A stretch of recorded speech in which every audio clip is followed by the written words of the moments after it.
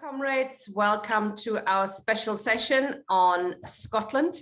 We thought it'd be quite important to look at our special session on Scotland. We thought it was quite important. Sorry, I have my own echo there on Facebook.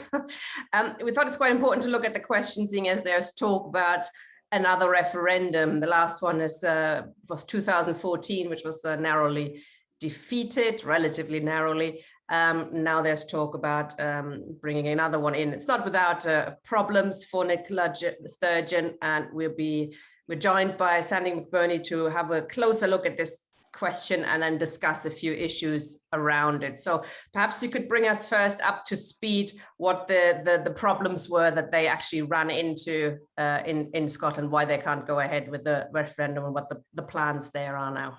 Well, I think there's been pressure from the base of the SNP and also from the more fundamentalist elements and the left nationalists to say that the SNP have not really been pushing independence, right? They've seen the SNP machine, and remember, you know, they've got MSPs, they've got MPs, they've got councillors, they've got all the positions that goes with that in terms of paid employment. It's quite a big machine, the SNP, and the suspicion was arising amongst the SNP membership, the rank and file, that they really, the leadership under Sturgeon were not serious about fighting for independence. They were quite happy with the status quo, where they held the government positions and they could blame Westminster for anything that went wrong, and they held the, you know, lots of council positions, and again they could blame Westminster, and that the SNP were then therefore not pursuing independence, but in fact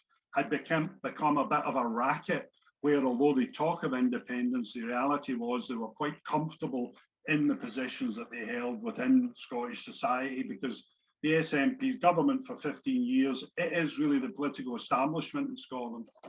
So there was pressure from the base, there was pressure from Salmon, obviously, there was the Alba split.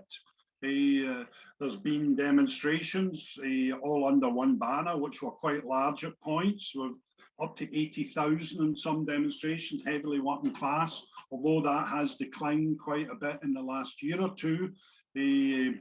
But there was this pressure, and Sturgeon has now announced that there will be a referendum, second referendum on October the 19th, 2023. So that is the announcement. But she's also said, because there's every indication that the Tories, unlike the last time, won't give permission for this referendum, and therefore Sturgeon's going to the Supreme Court first to get a legal decision on whether the Scottish Parliament has the power to call a referendum on its own on independence. I think most commentators think that the Supreme Court will say that the Scottish Parliament does not have that power, and we're then in a different ballgame. I mean, obviously there's been some calls within the nationalist movement for a kind of Catalonia style referendum, but the other position that's been put forward, and Sturgeon suggested that herself, in that the next general election, if a second referendum is blocked by Westminster, will be itself a plebiscite on independence. So if people vote for the SNP or other pro-independence parties such as the Greens, that they will consider that a mandate to negotiate independence. Now that is a more radical step for the SNP, who are being very conservative organisation in terms of how it deals with the British Constitution, the monarchy, etc. And it's always kind of moved away from mass mobilisations. As I say, they're all under one banner. It's a rank and file movement. The SNP, Sturgeon never speaks at the rallies, and the SNP leadership don't give it support. So there is a wee bit of a divide that's opened up over the last 3 or 4 years between a nationalist base and the SNP establishment. And so I think Sturgeon felt that they had to take some steps to show that they were serious about independence. So from a socialist perspective, I certainly would be arguing the position, as are some others, that the Scottish Parliament should have the power to call an independence referendum. If the majority of MSPs want to have a referendum, it shouldn't be blocked. That is an example of Scottish self-determination. So, I mean, although I very much in favour of the Parliament having the right to call Indy Ref 2 and being quite keen really for that to take place as soon as possible, because I do think that the campaign for an Indy Ref 2 will show that there isn't the mass support for independence, the majority support that is needed to win that, because there have been quite a few things, although it was fairly close the last time, there was 10% between 45, 55. Since then, there's been quite a few developments, and one of the main ones obviously is Brexit, where you would have a situation that there would have to be a hard border between England and Scotland, and that would be very disruptive of economic life. Plus, I think there's every indication that the British establishment are more hostile to the idea of Scottish independence than they were back in 2014, given the international situation and the things hotting up in terms of the war in Europe, etc., and the kind of deep economic crisis that capitalism's in. So, in first instance, I do think the Socialists should say if the Parliament wants it, there should be a referendum, and that it's undemocratic for that to be blocked by Westminster. Whether Socialists should mobilise around that issue, well, that will be open to debate. I think that more important issues at the moment are the kind of fight back against the cost of living crisis, which, we've seen the RMT rail strike, which is an all-British strike. We've seen the possibility of BT workers, we've seen nurses, etc. The real possibility of a mass fight back by the working class in regards to falling living standards, and the fact that people are going to find it very difficult this winter to both heat their house and feed themselves. And that is likely to produce a radicalisation that I think will be a British-wide radicalisation. It won't just be in Scotland. And the Socialists should really be fighting to build a working class opposition.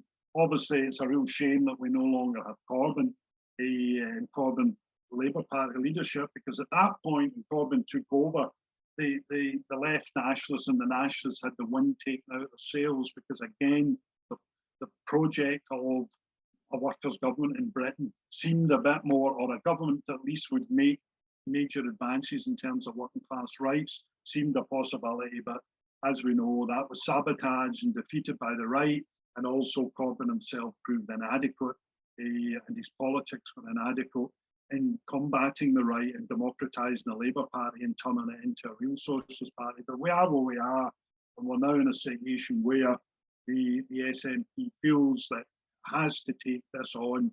I personally think that they wouldn't win a referendum, given the situation that we've faced over the past period and the very uncertain international events. But so my point would be Socialists should support the right for the Scottish Parliament to call an independence referendum. I also think Socialists should oppose the independence project in a similar way that some of us opposed the independence project in 2014. And just to explain that, the point being that the British working class exists. It's got a 200-year-old history of joint struggle to improve its living standards, to win democratic rights, through the Charters movement, the trade union movement, the fight for votes for women, fights to extend the franchise, fight for the NHS, fight for welfare benefits. That's always been conducted by the working class on a British scale. Scottish workers have been an important component of the British working class.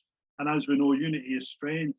And once you start dividing that unity up and arguing, as the nationalists do, that the Scottish workers should turn away from the workers to the south and look to their own establishment and look to sections of Scottish capital to have this project of an independent capitalist Scotland, that is a break and a setback for the working class if that takes place.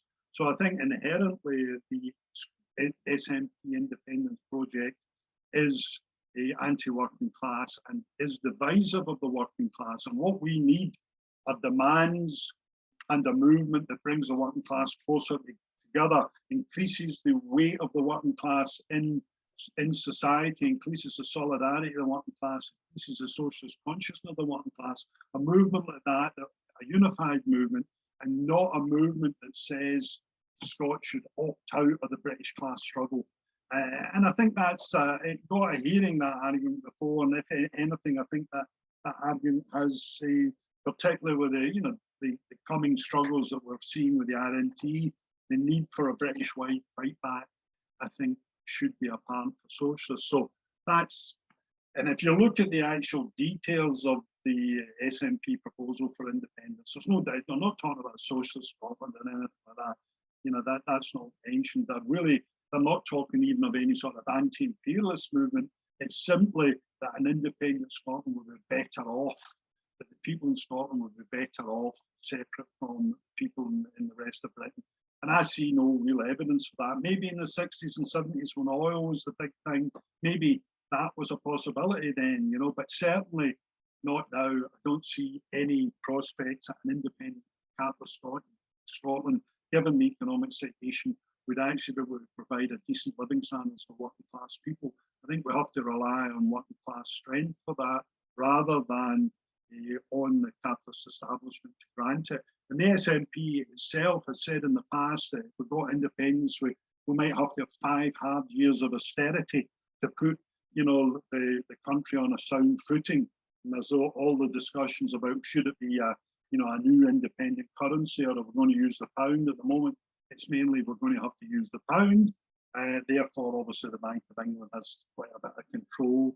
The project in 2014, they were arguing that what Scotland could do is cut corporation tax, therefore encouraging international capital to invest in Scotland. Again, quite a reactionary position when you look at it. The SNP have been very conservative in terms of government. There was last week, I think it was, in the Scottish Parliament, there was the vote, Labour were arguing for rent controls, the SNP opposed it. So we're not seeing anything radical from the SNP. They're very much a conservative force within Scottish society, conservative nationalist force. In fact, on something like the NATO war drive against Russia, you've seen Sturgeon take a position even to the right of Boris Johnson, where she was saying that Britain should seriously consider, or NATO should seriously consider, a no-fly zone over Ukraine, enforcing such a thing. Well, obviously that would be, would be the World War III would be instituted if NATO tried to do that. And in fact, she got the nickname Nuclear Sturgeon when she came up with that. I've not heard any more of it, but that was an example. SNP is very pro-NATO, very much that Scotland could be the northern flank of NATO, etc. Very pro-American as well, the SNP. And although there's talk of removing Trident, etc., everything suggests that they're talking about longer term, maybe 10 or 15 years, etc., that there've been negotiations over that. There's even sections of the SNP leadership now arguing that what you could do is just negotiate a rent for it, a good rent that would help the Scottish economy.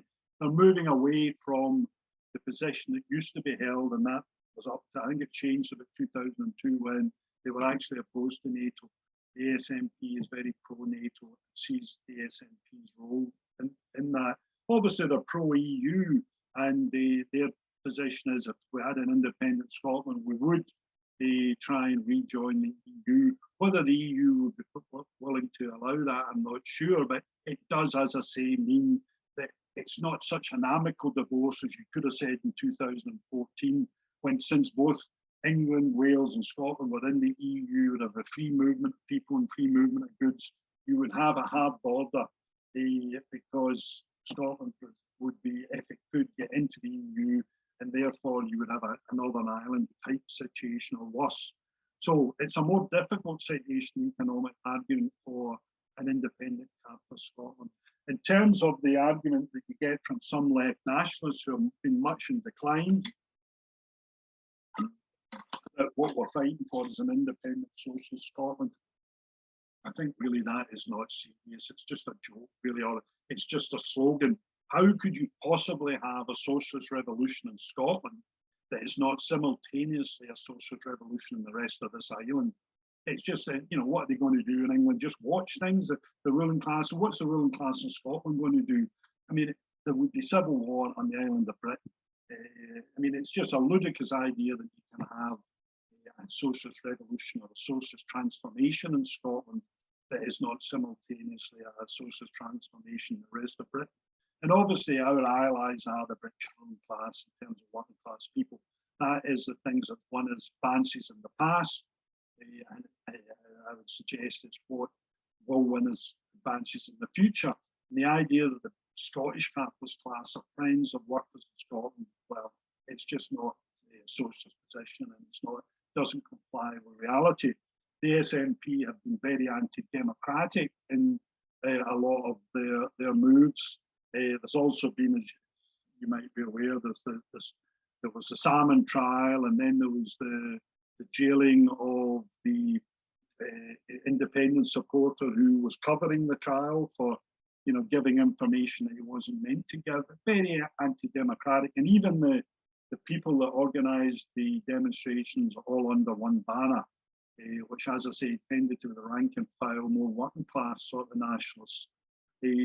One of their leaders got jailed in Glasgow because he didn't get permission from the SNP council for an earlier start for the demonstration. Originally it was starting at, say, 11 o'clock, and then the police demanded it be put back, and it was the opposite way around, actually, starting at 1 and the police wanted it earlier, and the All Under One banner did not agree, and he ended up in jail.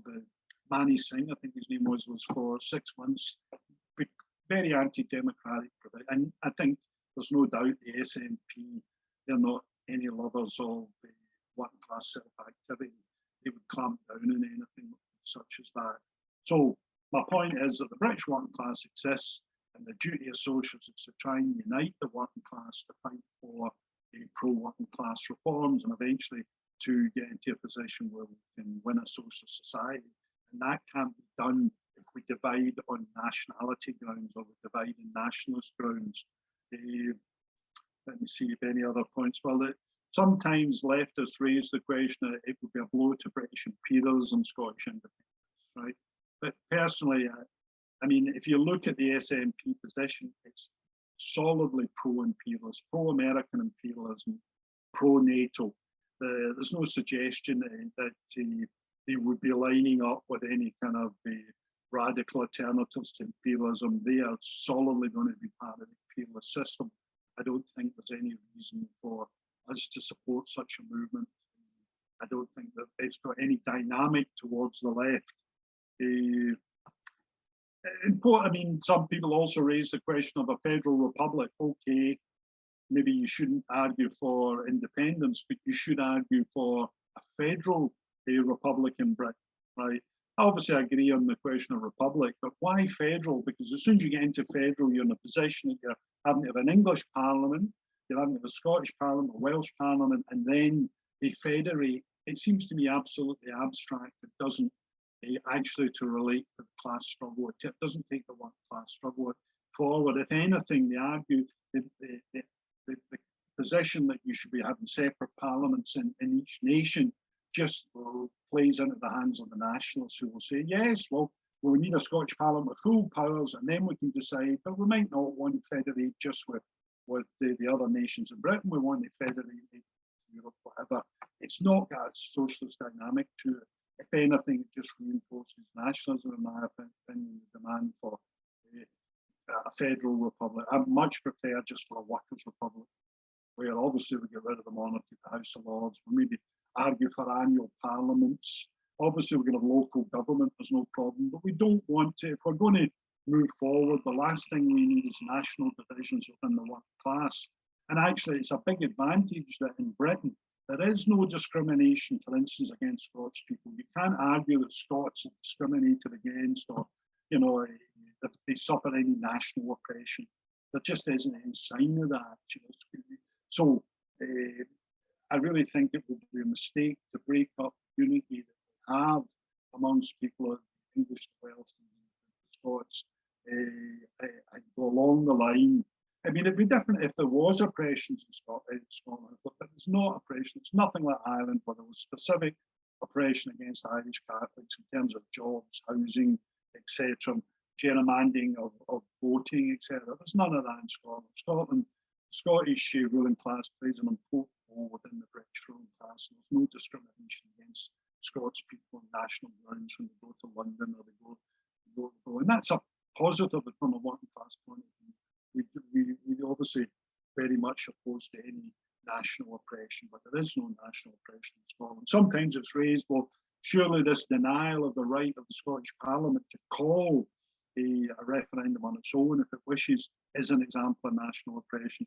I think national oppression has something more systematic than that. I think the Tory position is they probably would prefer if they didn't even need British elections, never mind the Scottish independence referendum. They are a reactionary force. But I don't think that simply the denial of what must be opposed, and they have to, the Commons in England should argue if the Scots want independence, they should have it. If the Scots want an independence referendum, they should have it.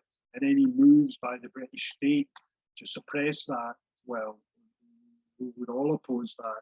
But I think at the end of the day, if there's sufficient force, the British ruling class will accept a referendum, because I think partly they know that it's unlikely that the SNP will win it. In fact, the SNP's played quite a useful role for the British ruling class, and it's curtailed the possibility of a leftist development, and it does kind of pork barrel politics you have. And that was another aspect, I know we've gone too long, but another aspect of the danger of Scottish nationalism and the danger of national divisions in Britain is, say the people in Scotland did decide to vote for independence, we're then in a situation that there has to be negotiations about the division of assets and the division of liabilities.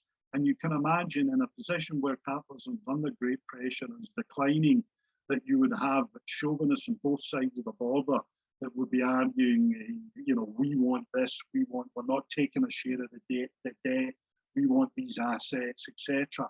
And you would have a position where the ruling class on both sides of the border would try and get the working class on their side to argue against the other nation, and you'd start to have the growth of national antagonisms over the divorce. It wouldn't be an amicable divorce, given the nature of capitalism at the present. It's most likely that you would have quite an acrimonious fight, national fight. And as you know, socialists are opposed to national conflict. We're for class conflict and overcoming class division by having a socialist society. But national conflict is something that we always want to avoid, and we try and propose democratic solutions to avoid national conflict.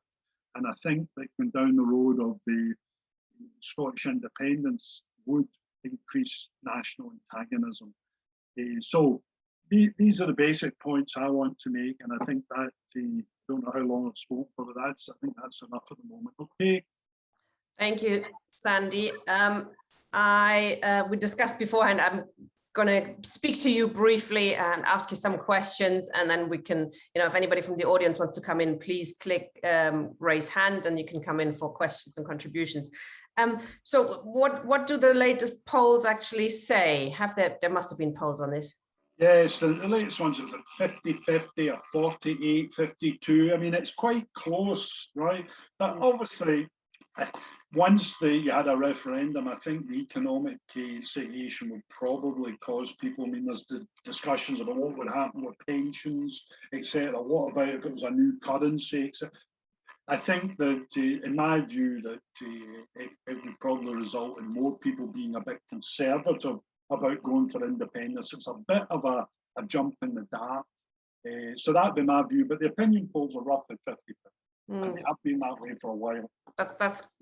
So there is something clearly there, though, isn't it? I mean, I agree it's not national oppression as such, but there is clearly a feeling. It's not like in the 50s and 60s where it was a kind of crank thing, Scottish nationalism, right? It's a major thing and there is that divide. They talk about unionists and nationalists, that, which I always reject in terms as a socialist. I'm on neither side of that, but that is it is a political question. There's no doubt about it, and it is a bit of a block to developing a socialist force, because the national question is always being introduced by the nationalists, and they're always saying, it's because the English get that, we don't get that, etc. Right? The English are, etc., etc.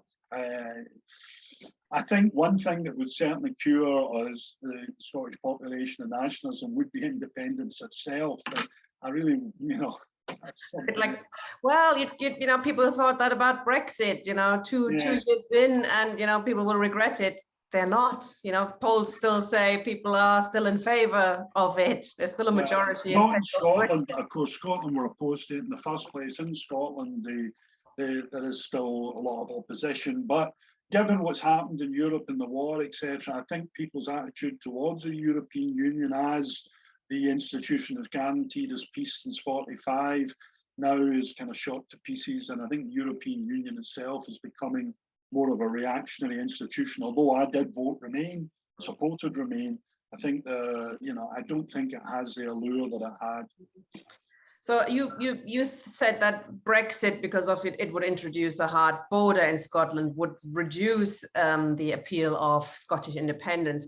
On the other hand, of course, I mean, Brexit is causing such problems here with no workforce here, a lot of red tape, more than before, etc. If you want to export things or import things, it's ridiculous. Workers can't travel. The cost of living crisis as well. You know, I could imagine that people use Brexit or the cost of living crisis at the moment could also be seen in a different way. Once we get out of Britain and we can join the EU, we can have workers coming back in, etc. Is that well, I could see that, but the argument's often put that that it's certainly been disruptive leaving the EU and what we were in, what was it, 40 years? But I mean, Scotland and England have been united, 300 years, and the economy is very integrated. Companies are, are cross-border. I mean, it isn't cross-border trade, it's just goods are moved. And if you introduce a hard border, it's going to be very disruptive, right? So, I mean, that's why, amongst the establishment itself and amongst business itself, I think there's much more hesitation, because the old independence that was getting argued in 2014 was not that disruptive of economic relations because of the single market. Now there would be quite a big disruption. There could be tariffs imposed, and if in Scotland went into Europe, there could be, you could have quite a lot of antagonism. There's already antagonism between Britain and the EU.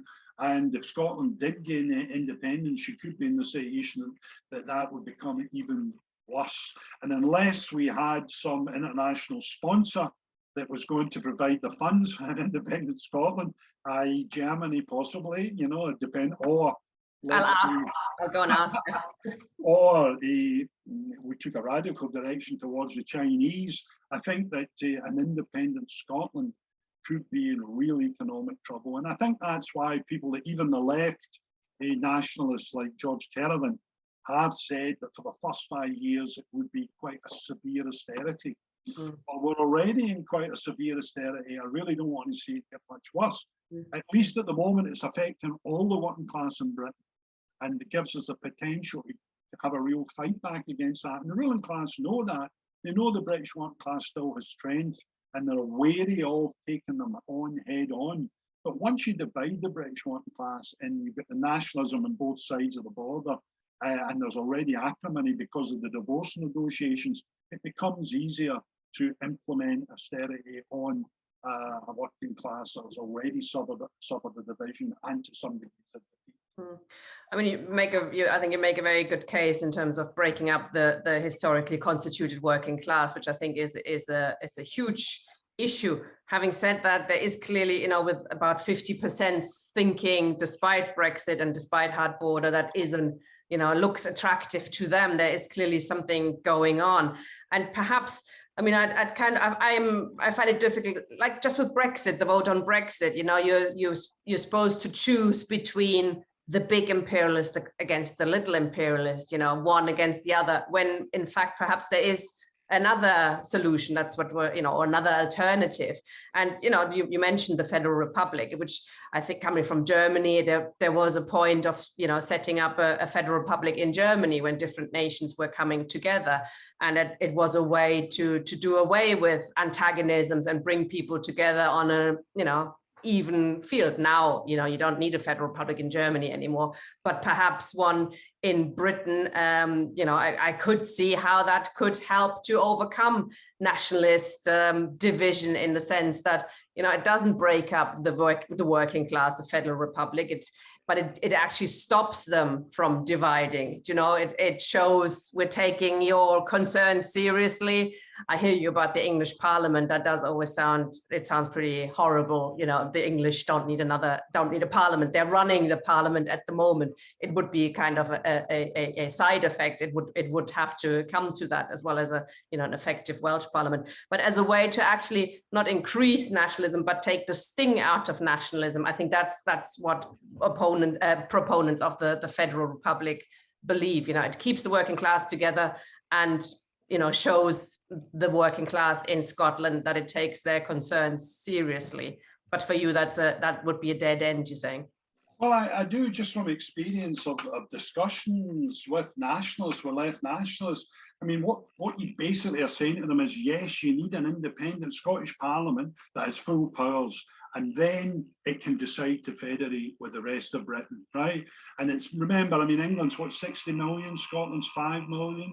I mean, Wales was what, 2.5 million. So you're in the situation, there's a big disparity in terms of weight, you know, and I just don't think it cuts any ice. It's much easier to cut ice by saying, look, what we don't need is another capitalist state. What we need is the working class to take power in Britain as part of the working class taking power in Europe and beyond. That's what socialists are about, not creating new capitalist states with their own institutions and their own political. But can you see how, you know, for example, a woman, you know, a woman's rights, you know, that's a bit like saying, oh, don't worry about this women's rights stuff. We'll fight for socialism. Do you know, women are oppressed. Scots are not oppressed. Okay. Not Scots. One other question I wanted to ask you is the fate of the Scottish Socialist Party. I mean, does it? Yeah, I actually don't know. It still exists, but it hardly exists. You know, it's dwindled away. I mean, there was another split not long ago, I think about 6 or 9 months, when Francis Curran and some others left to form Socialists for Independence. It really doesn't stand in elections. It really has, you don't see it on May Day, or, you know, it's marginal compared with what it was. We're talking about 2003 and all that, when it's 6 MSPs, we're at 3,000 members.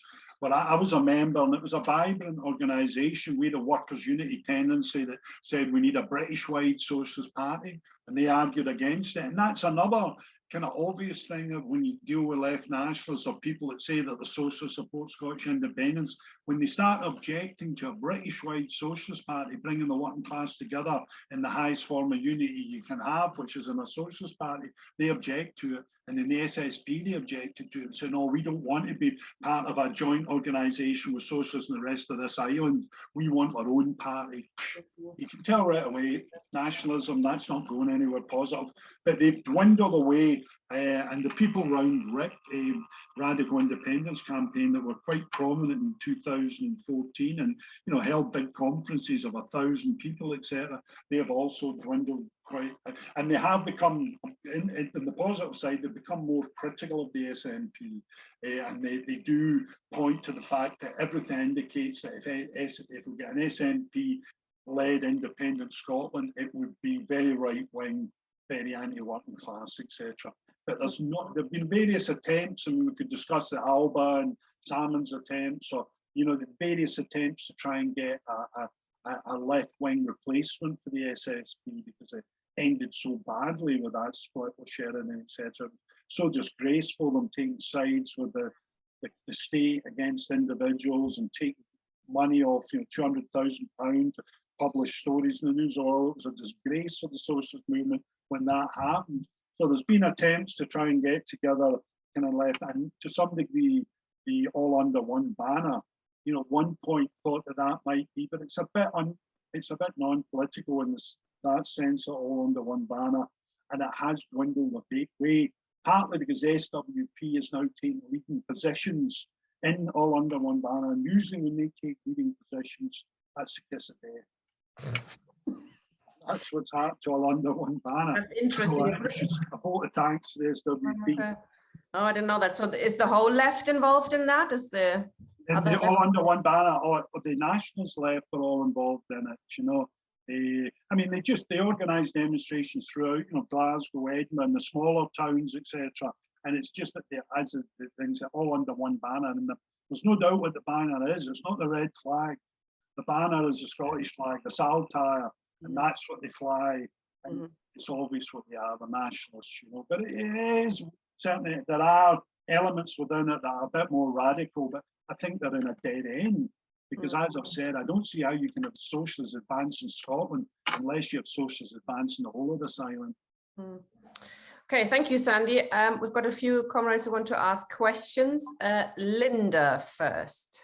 Hi. Hi there. It's been very interesting listening to what's been said, but I do feel that by just saying, right, we're not going to support the independence movement, you're ignoring half the population. And there's nothing to stop people doing what I do. I support the independence movement. I support the National Trade Union movement. I follow the RMT and give them support. It doesn't have to be an either or. The other big point that's been missed is that SNP is not the whole indie movement.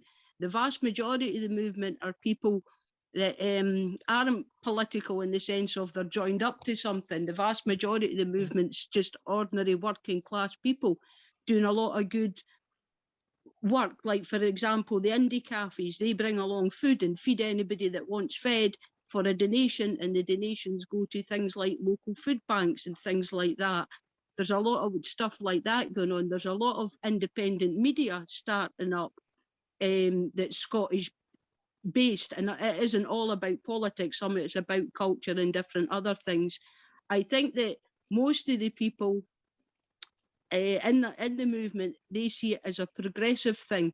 If you look at things like people's assemblies and things like that, where they draw in people to discuss issues, and a lot of it, there's a lot of work going on in things like the Constitution and the idea that the Scots are sovereign people. Now, that sovereign people, you've maybe heard in terms of, we're sovereign, we want an independence referendum, give us one. But in the movement, that sovereign people means the government's not in charge, that the people are in charge. And a wider and wider section of the people are seeing that. There's people busy working on constitutions and writing a constitution for a country. You're writing exactly what kind of country do you want, things that you can stop your government doing or encourage them to do.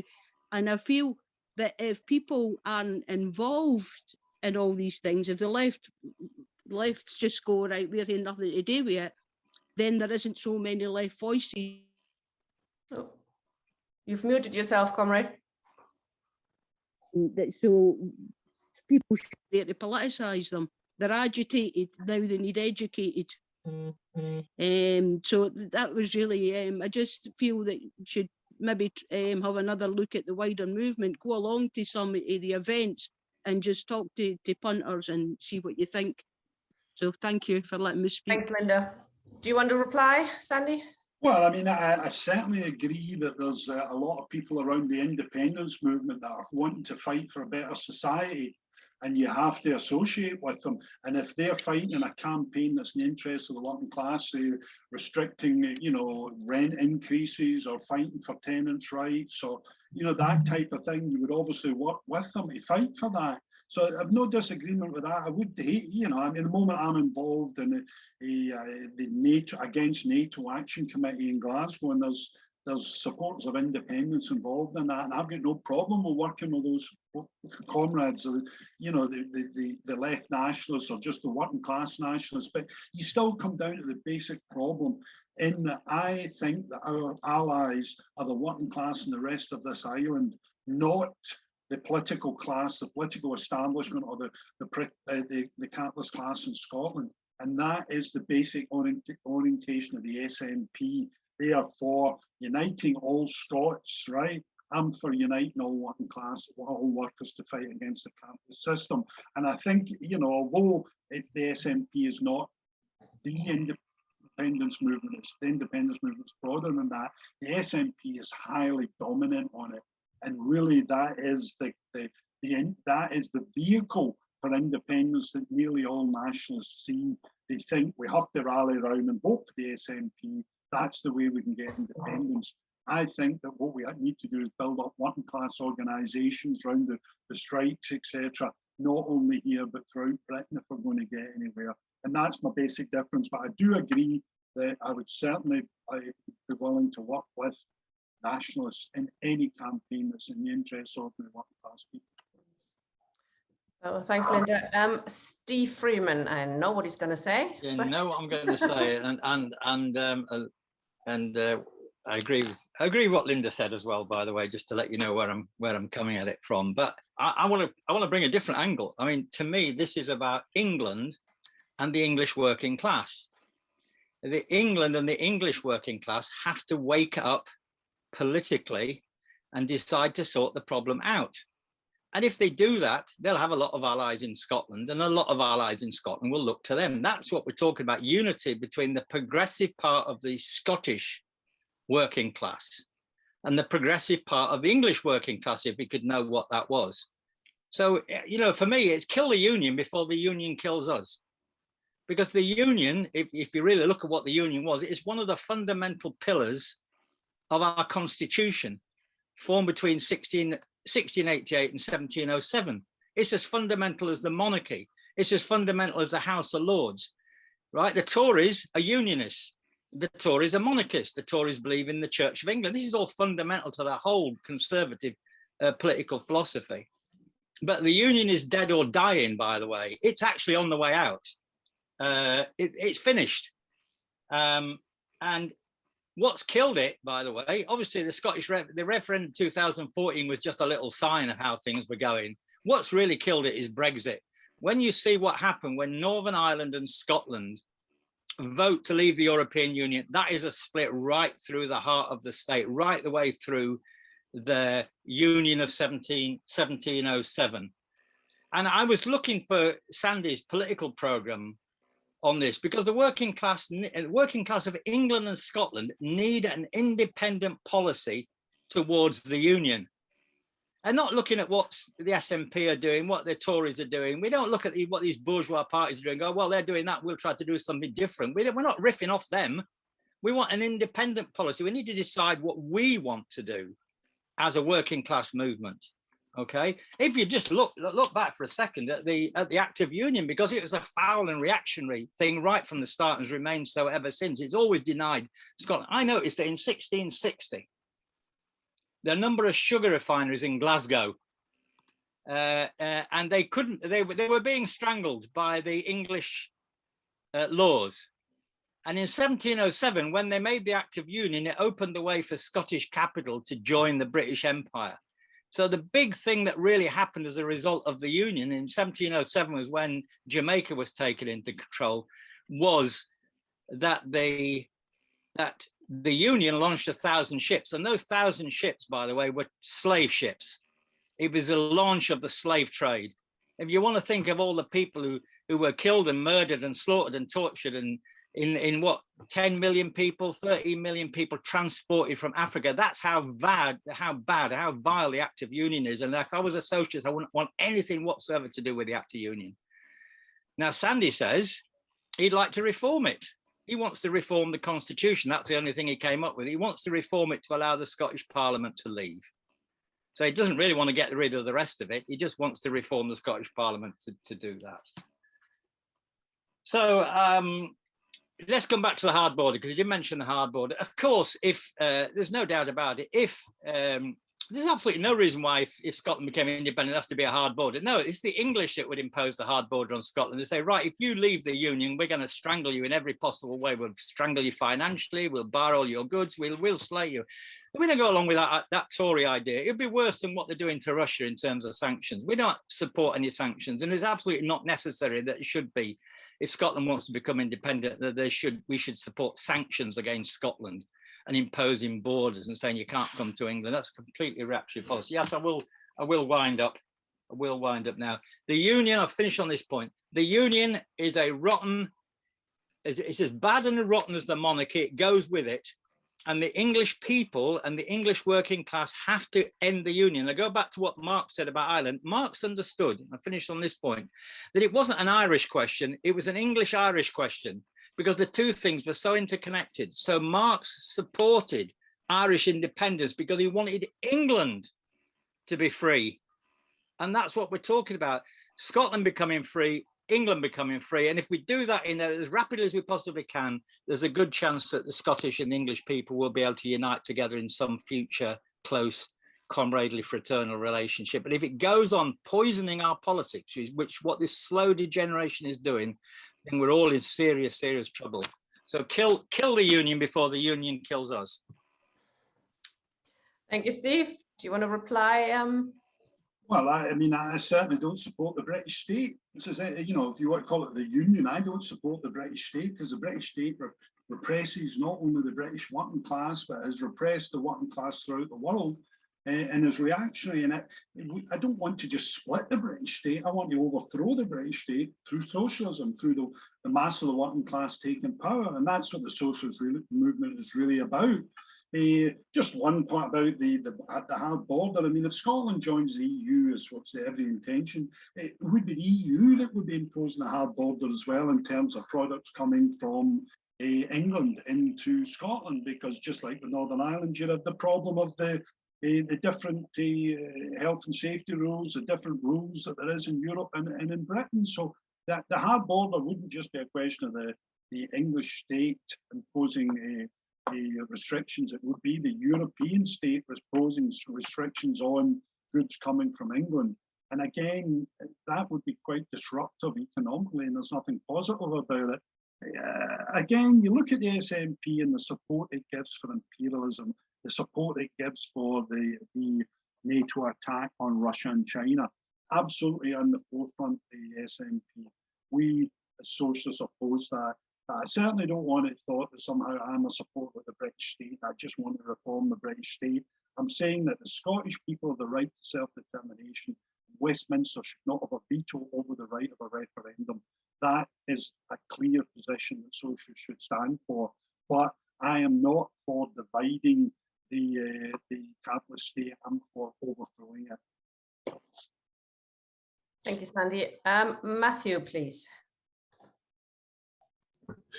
Thanks. No, yeah, I mean, this is yet another round of this. I mean, in terms, I mean, the thing about the current referendum, of course, is it's a pure manoeuvre.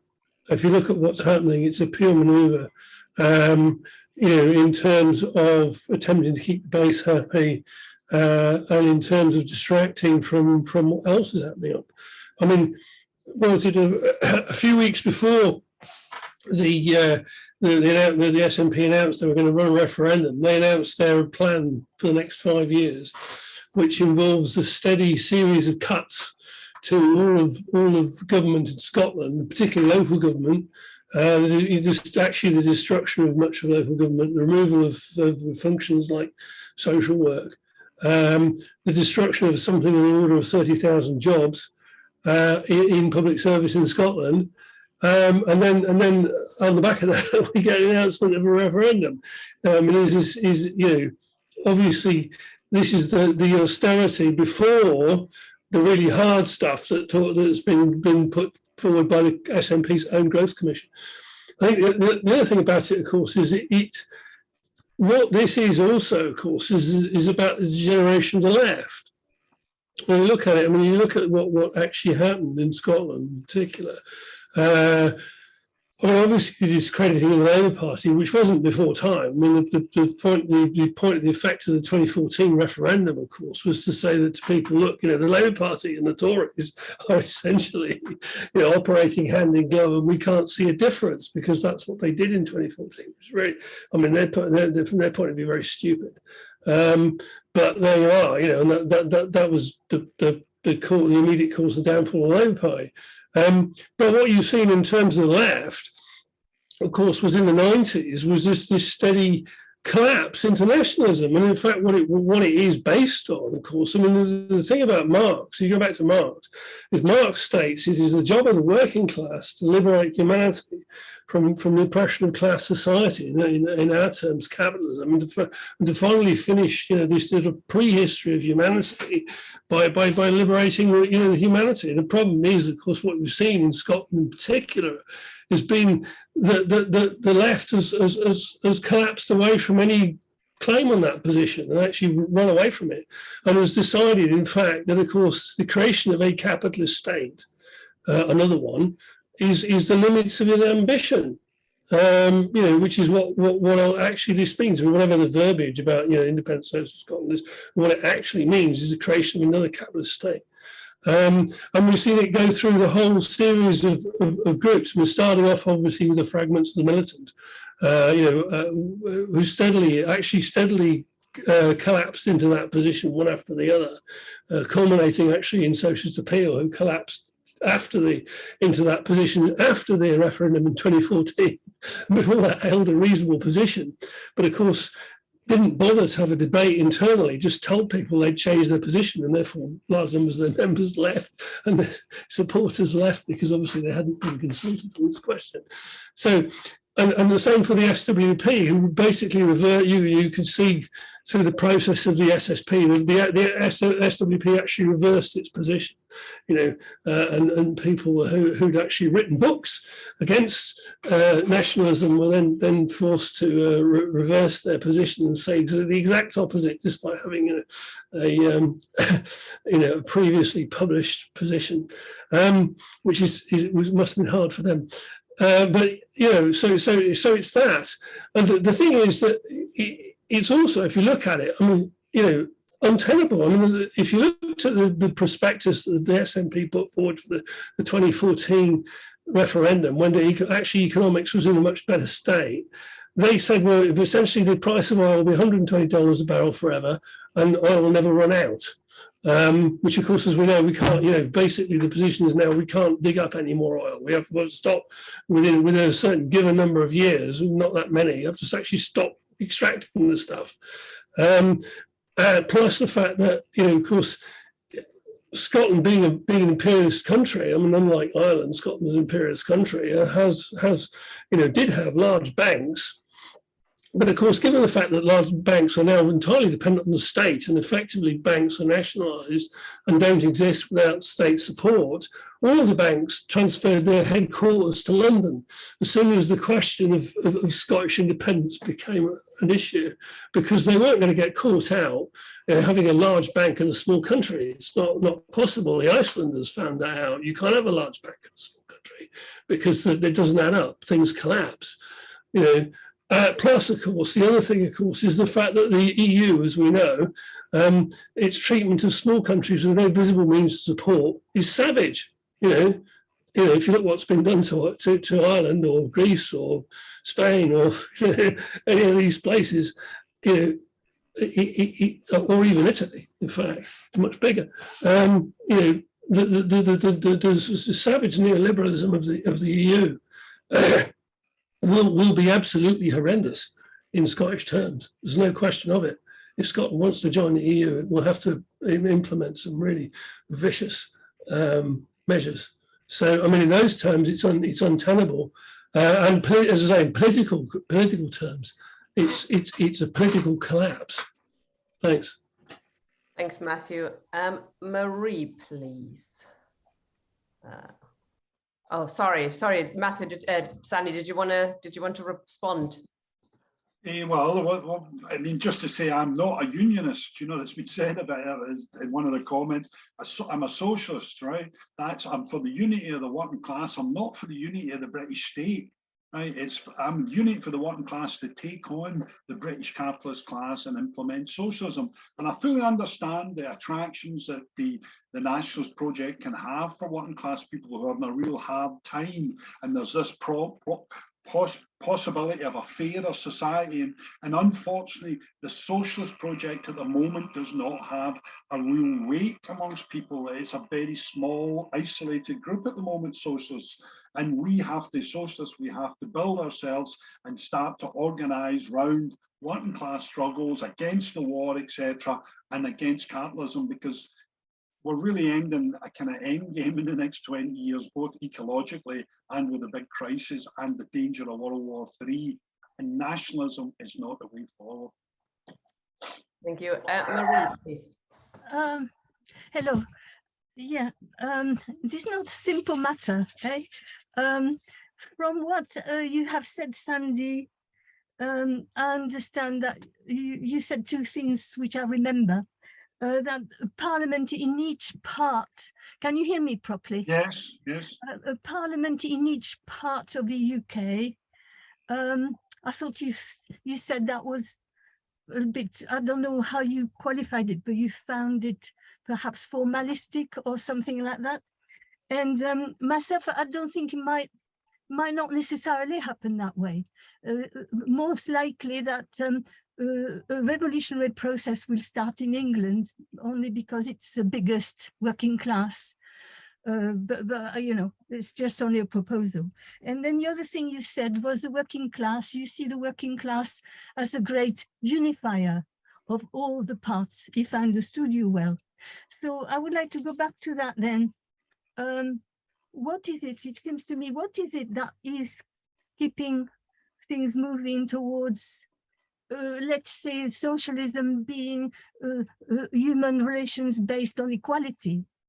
Let's put it that way. What is the problem? Well, I just looked recently and I saw the Westminster government, without properly consulting Wales, disposed of the agency workers law just like that, you know, because it was abandoned in Westminster, therefore you won't have it in Wales. And then there was money for Ukraine, which turned out to be an obligatory solidarity. So Westminster said to Wales, you will have to pay this much because it's going to Ukraine. But these are actions of imperial of oppression. It's imperial oppression, such a thing. And when you see people who are called nationalists, I think perhaps they are not so much nationalists as they are defenders of their dignity and the principle of equality and justice between all the parts of the British Isles. And what they see, in fact, is a colonial or remnants of colonial and an attitude which is the predatory one, is that I, in Westminster, I decide for you, which is always the default. And so it's, I don't find that the reaction to that, I don't find it nationalist so much as a cry for justice and for the end of oppression. And it seems to me that we could say that we want this and that and the other socialist for the British Isles. But it really and truly, if there was not that oppression which comes from the center, I'm sure that people would find a way to have humane human relations between them. It is not that we have, it's not that we are stopped from going to socialism. It's that the oppression has created a structure which separates all the working class and which paralyzes each part of each nation, including the English one, because the English Parliament at Westminster is paralyzed, amongst other things. And so I would like to draw a conclusion to that. What is, are we going to get this transformation because we are wishing it? Or are we going to get this transformation because it's possible and because it's necessary? So the possible bit, look at the empire. The empire has been in steady decline. I don't need to prove that to anybody here, but just a few things like 1945, most of the colonies were freed themselves. And then we have now places like Barbados, which wants a republic. And then you have Afghanistan, which suddenly the English imperialists with their associates, the American imperialists, had to decamp, they had to leave, and they had to leave so fast that they left their weapons behind.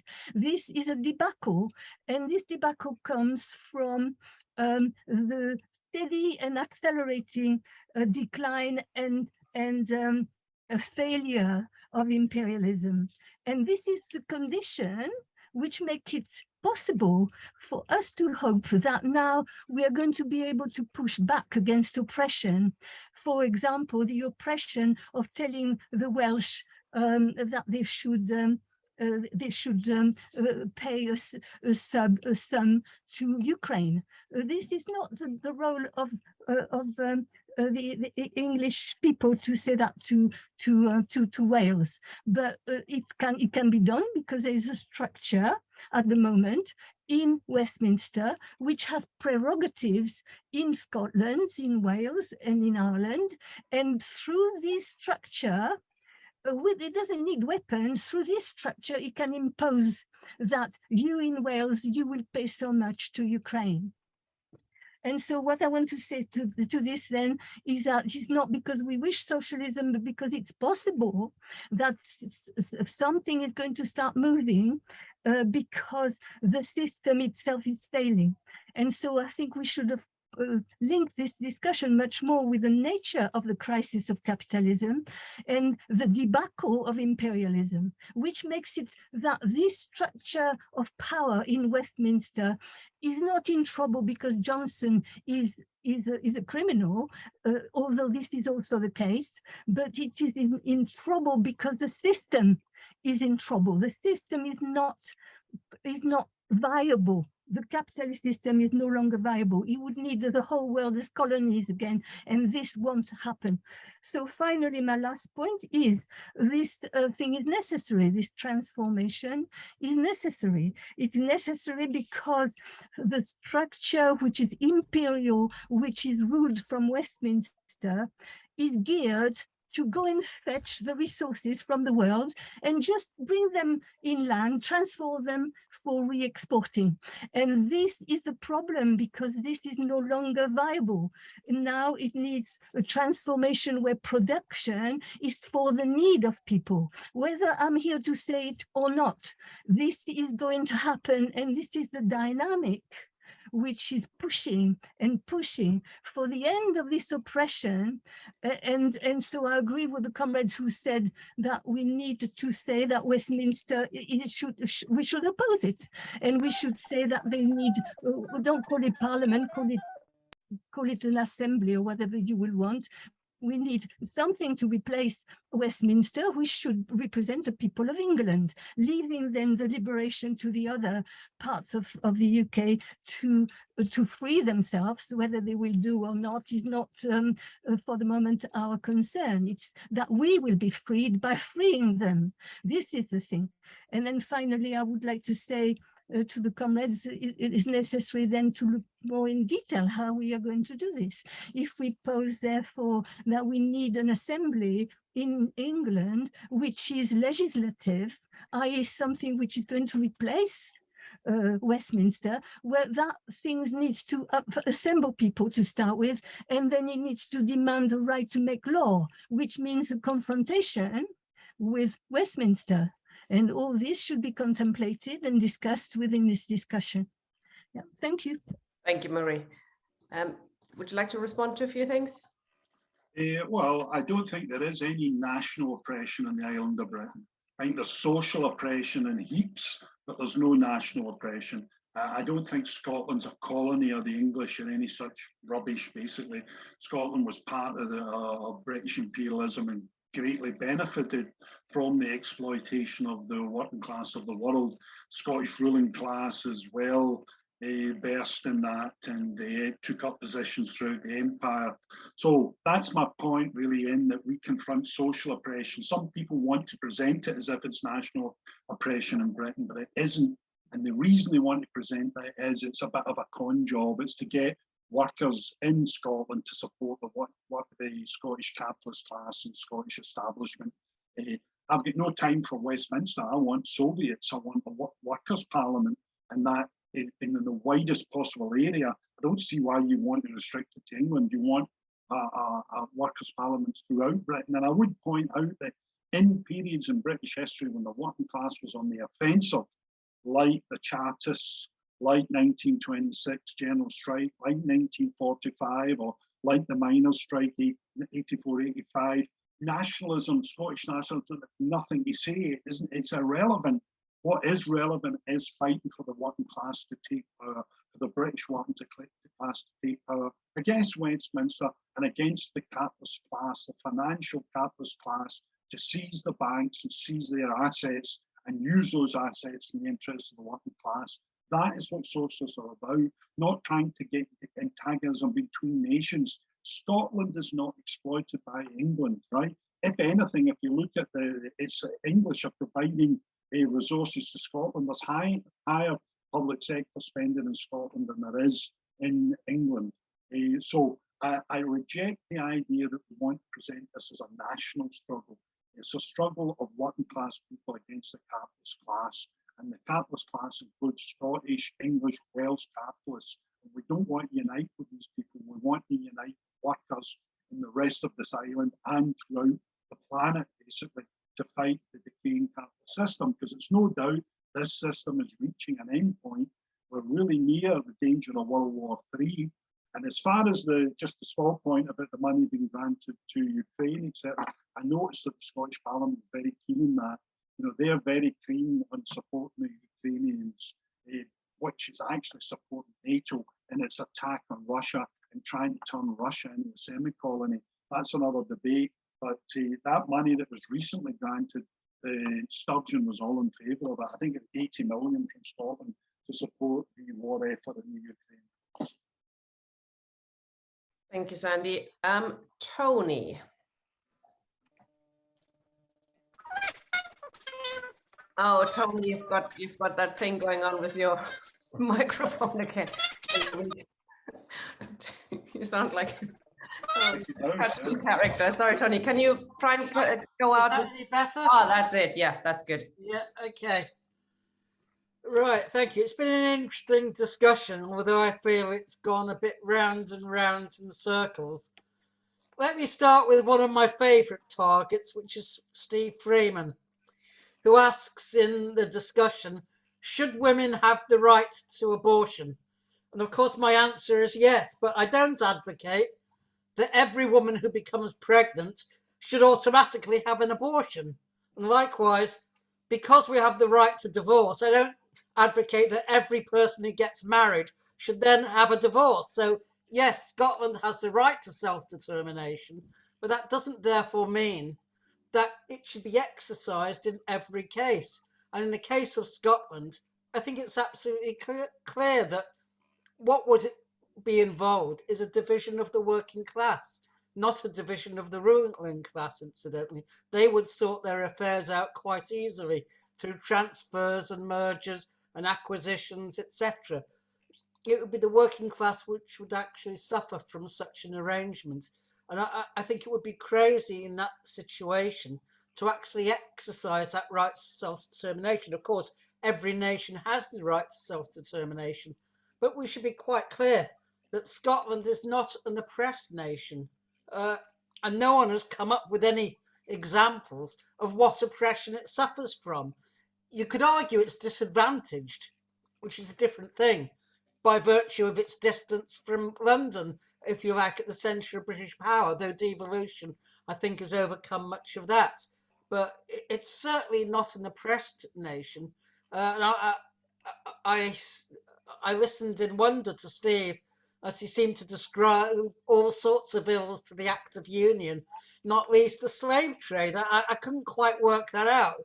I think the slave trade had slightly longer antecedents, and in fact didn't start with British colonialism, incidentally, but Portuguese and Dutch in the 14th, I think, century. So I can't see the relationship to it. But in terms of the British Empire, the Scots were equal partners and participants. If anything, the Scots were renowned for their martial qualities. I mean, one of the last engagements the British colonialism was in Aden, and which was the primary regiment involved, but the Argyll and Sutherland Highlanders under Colonel Mitchell, I think it was, who later became a Tory MP.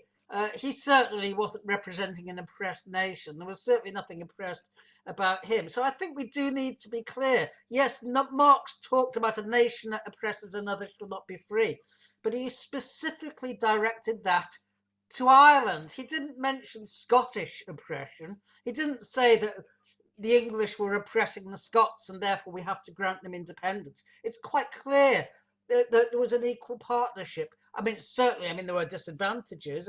In Wales, for example, but in Wales you have where the nationalism is primarily a middle class, an upper middle class, ruling class phenomenon. It's the Scottish nationalism has never taken off in the south, where the mines and the working class are based. So I think this is really barking up the wrong tree. And I think the Scottish left, by pursuing, or the majority of the Scottish left, by supporting Scottish nationalism, are doing themselves a disservice. Okay, thank you. Thanks, Tony. Do you want to respond to a few things, or shall we take the next person? Nope. Okay, Ken. Thank you very much, Sandy. And I want to return to the question of the nature of the SNP and the reasons Sturgeon is calling for the referendum. And I think you were suggesting that, correctly, I believe, that the SNP, in terms of its leadership and Sturgeon, actually has no real interest in independence, since it's convenient for them to be able to blame England for the various failings that they're largely responsible for themselves. How far do you think that she could actually spin out the referendum story until October next year? Say at the end of this, oh, I tried, but it was impossible, etc., and get away with that? Is her grip on the SNP strong enough to be able to sort of force down those who genuinely want independence and maintain herself in power? That's probably too large a hypothetical question at some level, but it's a theory I have myself, that at some level she simply needs to keep the independence plate spinning to keep herself in power. She doesn't actually ever want to achieve independence. And I'd just like to conclude with one very old and, in a sense, nationalist joke that used to be circulated in my day about the empire, and that was that the Scots won the empire and then the English screwed up the administration. But I think, as has been said, Scotland was a partner in the empire. Whether it was an equal or a junior partner is a separate debate, but I don't, as a Scot, see myself as an oppressed person by England as a nation. So thank you, Sandy. Thanks, Ken. That was actually the last person who wanted to contribute. So if you want to sum up now as well, that would be. Well, I would agree with the last speaker there and his question about how long can Sturgeon kind of keep playing this card. Well, I don't think it's just Sturgeon. I think it's the whole apparatus of the SNP.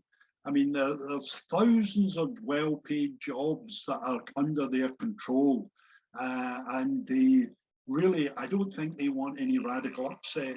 I think that while independence, certainly back in 2014, could have been relatively amicable, I think it's given the tensions and the national strains that there are, that I think independence, Scottish independence, now inevitably is going to face more opposition from the British establishment than it did in the past. Remember, even at one point, the FT was saying, what's wrong with Scottish independence? Let them have independence. They'll have to, they'll cut taxes, there'll be austerity, etc. It'll be a good neoliberal model. Why not let them just have independence? But now, because of the national conflict, because of the conflict with the EU, etc., independence becomes a more radical proposition, even on a capitalist basis. And I think in that situation, the SNP are really not keen to go down that route, right? They're in the city, but That is how they've sold themselves for years to the Scottish people. And I think that it's going to be difficult for them. But at the end of the day, I think it's not just Sturgeon. I mean, there is talk she's going to be retiring fairly soon. It's not just her, it's that whole apparatus that has to keep the show on the road. And the danger of a referendum that they lose will mean that, wait a minute, that's going to be a situation where we can no longer argue that independence is a realistic prospect. It reminds me of the situation in Greece, where you had Tsipras, and if you remember, where he called the referendum on whether they should accept the terms from the EU, and he was actually, and we know that now, really keen, although he campaigned to reject the EU, he was really hopeful that actually the referendum would decide to accept the EU's demands. Unfortunately, the Greek people had come out and voted saying, no, we won't accept that, and it put him in a real quandary. I think the SNP want to avoid a referendum, and when a referendum comes, they really don't want to win it because it would really cause them tremendous problems. I think they just want to keep along as a sort of conservative force that can appeal to Scottish nationalism, play the tartan card quite a bit, and they can always blame Westminster. It's got a sort of perfect act that they can perform to keep them in positions of power, and I think that's reality of it. The SNP, and I think some of the base of the SNP understand that this is just really a career machine for these people. I mean, there's a whole layer of universities study. I mean, I studied with Sturgeon, they do law, and then they get into this political machine that gets them positions, and some of them are real dunderheads, you can see that, but never mind. On the other points, I would say that whenever the working class moves forward, nationalism and Scottish independence completely fades out the picture. It never featured at all in the Chartist movement. It didn't feature at all in 1926. It didn't feature at all in the miners' strike or the big struggles in the 70s. It's when the working class is demoralised, despaired, and in being atomised in retreat, that's when you see the growth of nationalism, right? And in fact, in many ways, nationalism relies on the working class being atomised and not having any strength. That gives nationalism its force, because it is a force of despair, I believe, right? When we used to have the hope of a Labour government committed to socialist politics, that kind of, which we don't have now, at that time, nationalism wasn't strong. When socialism seems a distant dream, that's when you see the growth of nationalism. And I would also point out, I mean, Steve mentioned about Ireland, etc. You can go through all the works by Marx, Engels, Lenin, Trotsky, Luxemburg, who all, I mean, certainly they knew Britain well. I mean, Marx and Engels obviously knew it well, Lenin knew it well, Trotsky knew it well. None of them put forward the idea that Scotland was a colony. None of them supported the demand for Scottish independence. It never featured. You won't be able to find that. It's a novel demand that developed as the SNP developed. A section of the left jumped on that bandwagon, some of them for careers, some of them just in despair at the prospect of the socialism succeeding in Britain, so they went towards nationalism. But at the end of the day, nationalism is going to produce nothing for working class people. That's it. Thank you, Sandy. Interesting thought that actually nobody in Scotland who's pushing for independence referendum actually kind of wants it. That remains to be seen, and we'll see how this develops. Certainly, if there is a referendum, I think just like the Brexit referendum, posing between yes and no other option is going to put a lot of left-wingers into difficulties, and we've seen some of that tonight. So there's always a boycott. Of course, you don't have to vote either way, just like you didn't have to do with Brexit.